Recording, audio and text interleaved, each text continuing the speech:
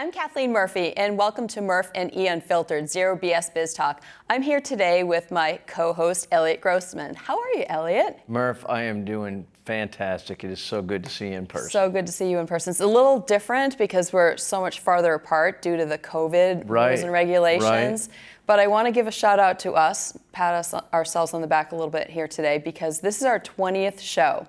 We started this journey about a year ago, and now we're up to 20 shows. So thank you for going along on this journey with me. Well, kudos to you for actually writing all the content. So you've done all the work. I just show up. So great job. You play a bigger role than you're suggesting. So thank you very much. Yeah, I appreciate thank you. it. You're welcome. Well, today is sort of a serious topic. We're going to be talking about constructive feedback. And this is something that everyone can benefit from, whether it's in the workplace or at home, especially since everybody's workplace is in the home these days. And they can use it in their home life situation as well. But in terms of the overview itself, I'm going to just read this out just for the sake of setting the pace for us today. Providing constructive criticism is not easy to do. Think about the last time you were on the receiving end of it. When it was well delivered, it can work magic, but quite the opposite when it's not. How do you become better at providing feedback to others? That's a really good question, a good place for us to start. Think about the first part of what constructive feedback is all about. It's in essence a learned behavior, and where do most of us learn how to give constructive feedback? Perhaps it's through modeling, which we'll get into talking a little bit about, and we have to also think about who taught us, in fact, this constructive feedback, because very often our level of constructive feedback is probably only going to be as good as perhaps our professors or our teachers or whoever we learned it from in the workforce, or perhaps as we're coming up in our homes as we're growing up in our families, and based on just the people that we interacted with. So how do you practice constructive feedback and giving it to people? What are some of your thoughts as it relates to this topic? Yeah, so to me, it's just all about positioning. Okay. Right? Because not everybody, where I grew up, you had to have thick skin. And not everybody has thick skin. And you need a little bit of time in the workplace, I think, because you're in college, you're in school, you're with your family, you forget about those things because you're around people who are somewhat similar to you. Sure. Exactly. Or at least you perceive them to be. However, when we get into the workplace and then you get into a role of having to give this feedback, right? If you've never had a mentor or a teacher, somebody that has really given you good feedback, Sure. It's a tough one. So it's all about positioning and actually learning how to position and understanding who you're working with and how they will accept that feedback. Right. And then how you kind of soften it up. Exactly. And that type of thing. How about you? Well, I was thinking about my first memory of giving somebody feedback, and I remember I was probably more nervous than they were, just because I was really concerned about how I was going to be delivering this information to them. Sure. And I was a new manager at the time, so I didn't have a lot of experience with giving feedback to somebody. So I did a lot of things to sort of try to set myself up for success. Whether I was successful at it or not is, to be, I guess, determined. But I didn't hear necessarily too much negativity post the experience, and I got through it. But I remember having to provide somebody with feedback as it related to their performance, and it was well before a performance evaluation would be taking place. So it was pretty uncomfortable because I needed to get them back on track. So I used a series of techniques in order to help me to, deliver the information in a very meaningful and positive way. And I'm going to be sharing 10 tips today in terms of how people can go about giving constructive feedback, because often if it's not constructive, it's probably going to potentially err on being destructive, and we don't want people to be giving destructive feedback and hurting anyone's feelings, or worse, right? Yeah, absolutely. So how about you? What about delivering feedback to perhaps people that have been in your circle? Yeah, so similar to you, the first time I was put in a position to give feedback as a manager, I was really young. It was about, I imagine how scared I was. I mean, I literally didn't sleep for days because I was like, I don't know how to do this. How's it going to be taken? Right. And then it's kind of like, how do you say it? You want to be looked at as a manager that understands people, but back when I was doing it, it was like, man, I'm going to be this hard ass and deliver that message and they're going to take it. And it was awful. It was such a terrible message. And when I finished, and it took me a few more times down the road to realize I was destructive. I was hurting people and Sure. turned them off and literally drove them the other way. Sure. And it was awful, and shame on me. And it was, again, just learning because I didn't have somebody to teach me that situation.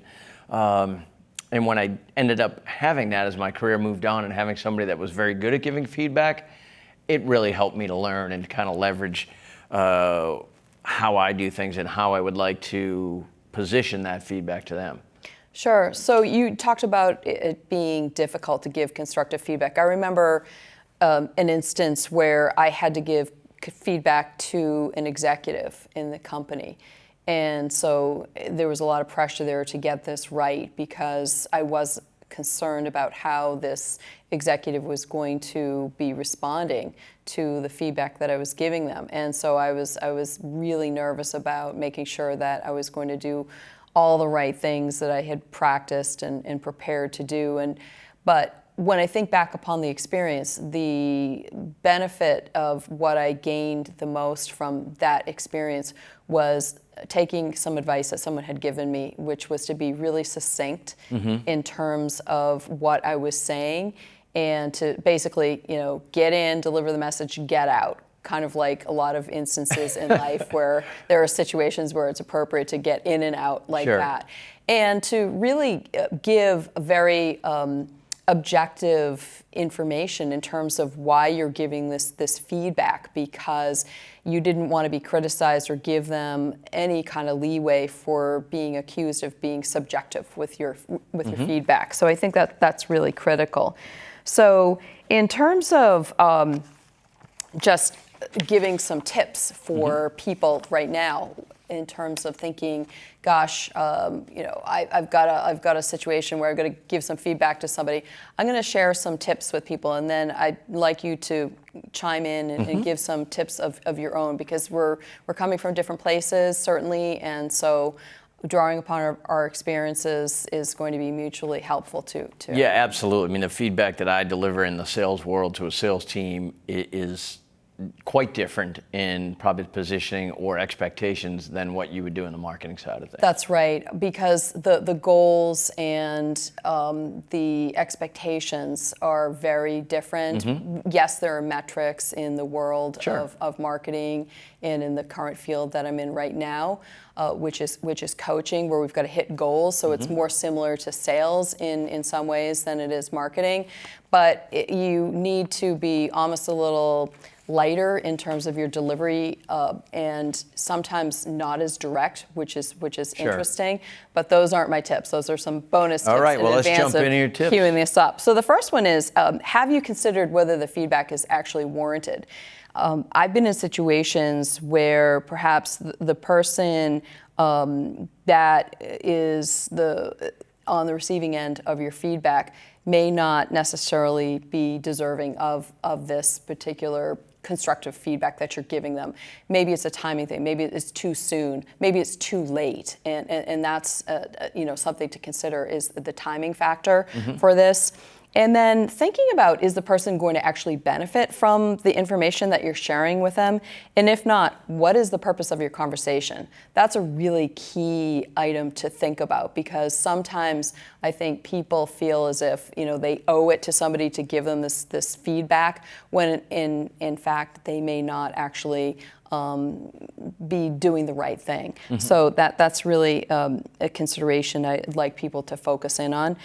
Is it also possible to deliver the feedback on the behalf of others, and ones you should be perhaps instead having the conversation with the people that are suggesting that you be the one that should be giving that feedback to them? So question whether you are the person that should be the message deliverer, or whether in fact it should be the person that's asking you to do it, perhaps on their behalf.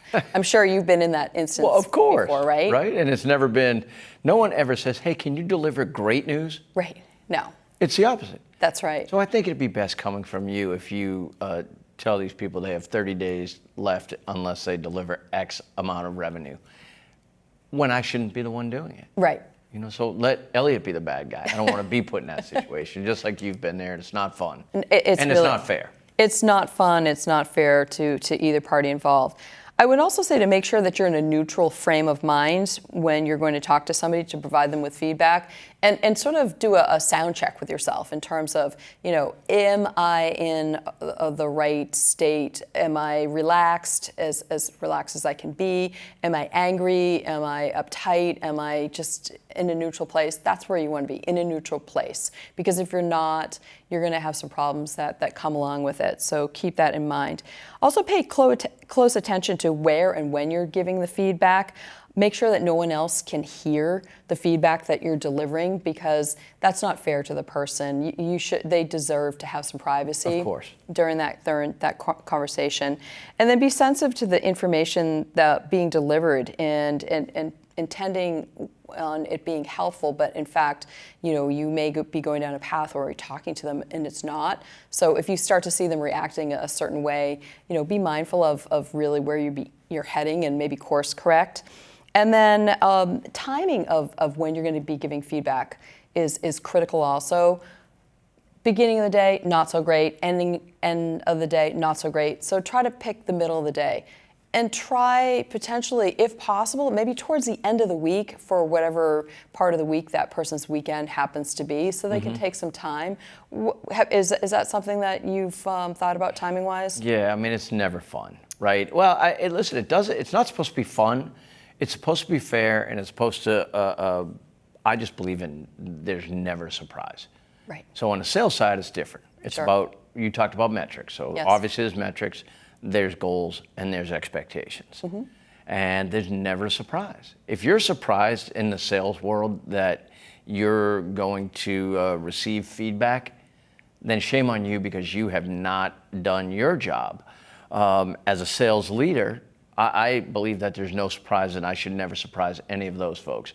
Meaning, and quickly, we kind of do a one-on-one daily. If you're managing teams, that's great. You're checking in.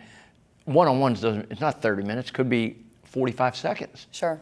Checking in, what's happening, well, how's it not going? And now there's so many ways to kind of, it's not just the old notebook where you're keeping notes. Everything's in a CRM. We're able to see things. We're able to view reports and deliverables and all those things right on our computer screen. And so can the employee, and so can our reports. So that makes it a lot easier. I like the fact that you're on a daily basis giving feedbacks and that there aren't any surprises. I don't think that most people have the luxury of that being the case in their situations, which is why I think that giving feedback is harder, because you're practicing it all the time. And to your point, there aren't any surprises, and there shouldn't be. However, I guarantee you that there are plenty of people that are listening that are saying, oh my gosh, I can't just begin to even count the number of times that I was surprised by the feedback that was given to me, or it wasn't constructive, it was destructive, it wasn't delivered well, it wasn't thought through well, it wasn't warranted, any number of those things. Yeah, so I think you probably agree with me. A lot of the times, it's not everybody has a personality that you're going to mesh with, right? True. So your senior executive that you may be delivering the feedback to you may have a totally different personality that you're challenged by how they talk, how they deliver things, maybe the dryness, or the directness. Who knows? Right. So, and I was put in that situation, and I hated it. But when I looked back over the years, it was not the manager, it was me. Sure. I'm the one that, forget about the thick skin, I wasn't delivering the way I was supposed to. Well, I'm going to circle back to some of these tips also, and I'm going to start back by saying be prepared with examples of what you would like the person to consider working on, or that you can point out to them as examples of what you are providing your advice and guidance on how to improve. That's really critical, because you don't want it to be these ethereal suggestions that you're coming up with where they don't know what on earth you're talking about and they can't relate and they're just mystified as to why you're even potentially having this conversation. Goes back to no surprises. That's right, exactly. So make sure the examples are not subjective, of course, and then also making sure that they're not going to be considered your opinion. That's going to be even worse, because when that happens, you're going to lose credibility with the person that you're delivering the feedback to. So make sure that that's something that you focus on. Chances are the person that you're talking to isn't completely also failing at whatever it is that you're giving them feedback on. Hopefully that's not the case. But in either case, even if it is, give them some examples of things that they're also doing well. There's a theory that some people use with feedback. They call it the sandwich theory, where they deliver good news, slide in the constructive news in the middle, and then finish it off with some more good news, just to buffer the experience for the person. And then don't be surprised if the person that you're talking to becomes defensive. You talked about this a little bit earlier, right? You may not know them that well. It may be a new employee that you're working with, or it could be an executive that you don't interact with that often, so you just don't know them. And this can be a natural response. So I just want to make sure that people are aware of the fact that they could in fact have somebody blow up on them, and then that's a whole other topic. But more often than not, it's just that they're feeling threatened. Right. Is why human nature. Right, exactly, which is why they behave that way. And then consider your voice tone and the speed at which you're talking to somebody in this situation. If you're talking really fast, you're going to come across as being nervous. If you're talking in a various tone, say a really slow, like deep tone, you may scare them. You may be more intimidating. So try to find that neutral place with your voice so that you are projecting a neutral experience for them. And then also, having a sense of command with your voice is critically important as well. And of course, keeping in mind that the intent of this conversation is not meant to be harmful, it's meant to be helpful. And at the end of the day, that's really what you're striving for. It's not meant to be retaliatory or punitive in any way. Right. And then practicing having a conversation in the mirror. I talked about that a little bit earlier, and this is something that I first did with that very first instance of having to give feedback to somebody, because I wanted to see how I came across. I wanted to practice some of those things that I wasn't even aware that I should be practicing, but it was just some things that I did at the time. And although it's going to be a one-way conversation, obviously, in the mirror, it's going to be helpful for you to go through this and to practice this a couple different times. So what about you, Elliot? Yeah, Other instances, examples of when it's gone well. Give me an instance of potentially when it's gone well with your constructive feedback. I talked about when early in my managerial career it didn't go well. And I think as I got older, I kind of took these three things into play. I talked about not surprising anybody. Give the person you're going to give the feedback to, don't just pull them in your office and shock them like, hey, I need to talk about this. Right. Give them a few days. Why are we going to get together? Yes. And let them prep, and while at the same time you can prep. Second one is, like you talked about, your sandwich, right? Who doesn't like a good sandwich? Sure. It's the positive sandwich. That's right. Right? So you start with a little positive. You have to deliver some feedback. And you talked about not everybody is failing 10 out of 10 items or deliverables that's needed. So give a little bit of feedback. Be positive. Be honest. Don't say you're doing a great job when you're not doing a great job. But you could find something in everybody, in every employee, to be able to do that. And the last thing is the positioning, right? How you deliver it, eye contact. You can smile through the positive stuff, get a little bit more firm and serious on the other stuff. But it's not a death warrant. No. It's not. It's not like, we're going to march you out of here, give us your computer bag and your badge, and you can't come back in. Right? That's a totally different conversation. That's when HR is sitting next to you. That might be episode 21. That's right. We don't want to be in that. No, exactly. Yep. Exactly. So one of the things that I've done, and I probably started doing this about 10 years ago, was after I had delivered the information to somebody, I asked them, what was the experience like for them? Was it a helpful experience? How do they feel? Sometimes, people, depending on what type of person they are, they're able to respond and they give you some incredible information. Other times they'll say something to the effect of, I don't know what to say right now. I need some time to think about this. Let me get back to you.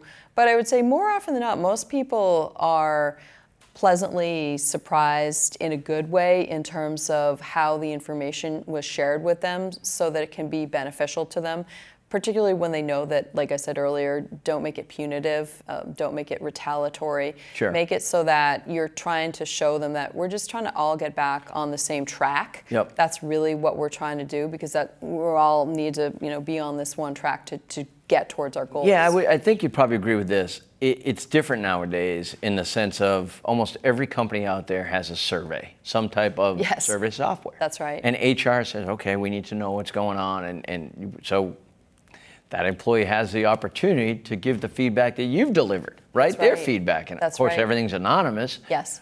which isn't always great, but I get the comfort zone Sure. that people want to be in. So that's a little bit different now in delivering it and really help train us as That's right. managers. That's right. Maybe you were a little harsh, or,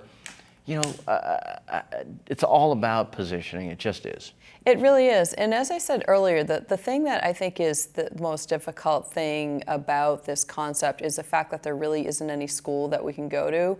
And it's something that we simply have to just continuously practice to get better at. There are a lot of skills that fall into that same category, and this is truly one of those. And it's never really that fun to do. So I can't ever suggest to you, I'd be lying if I said I love giving feedback to people all the time. I always feel a little bit uneasy, even to this day, just because I want to make sure it's so critical to me that I get it right, that it's not something that I have fun with, but I know it's important. It's important for you to get feedback as well, right? So you talked about, it's never easy. It's never easy accepting it or hearing it. No. And forget how thick your skin is, I talked about at the beginning.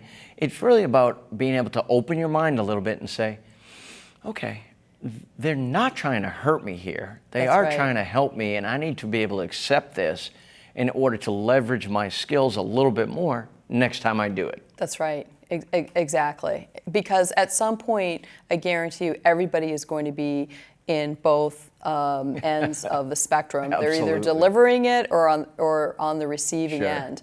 So, it's just a matter of, I think, being sensitive to both sets of where you could be sitting in that mix and doing the best job that you can do. Nobody sets out to do it poorly, of course, but it is definitely something that takes practice. It's an acquired skill. I mean, you need to work at it in order to get better. You do. So I think the last point that I want to make is just, consider what it's like to be in that other person's shoes. I think that's one of the best pieces of advice that I can give to somebody. So deliver the message in terms of how you would want it to be delivered to you if you were in their situation, and that will generally provide you with the right course of action in terms of how to go forward and have a positive outcome for both parties. I'm smiling because it was actually one of my notes here that I actually circled, and it's funny that you leave with that or brought that up, because how would I want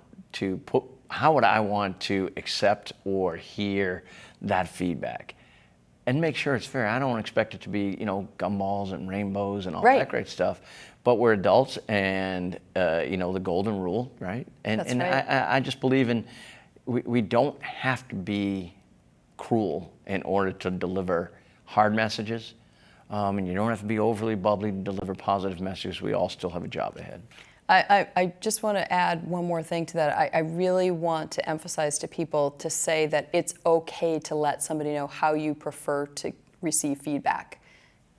That's a great point. I think that's really critical. So if you can determine the best way for you to receive feedback that's going to be the most helpful for you, let somebody else know, because they're not a mind reader. Sure. So help them out. And do it in advance of potentially having to receive that feedback from somebody, so that they deliver it back to you in the manner in which you would want to receive it. Absolutely, Murf. It's all about prepping and allow them to prep as well. Exactly. So that's a wrap for us today for show 20. I can't believe it. We just have flown through this year, despite all of the obstacles and everything. So I just Right. want to say thank you for joining us today, and we will see you next time. Take care.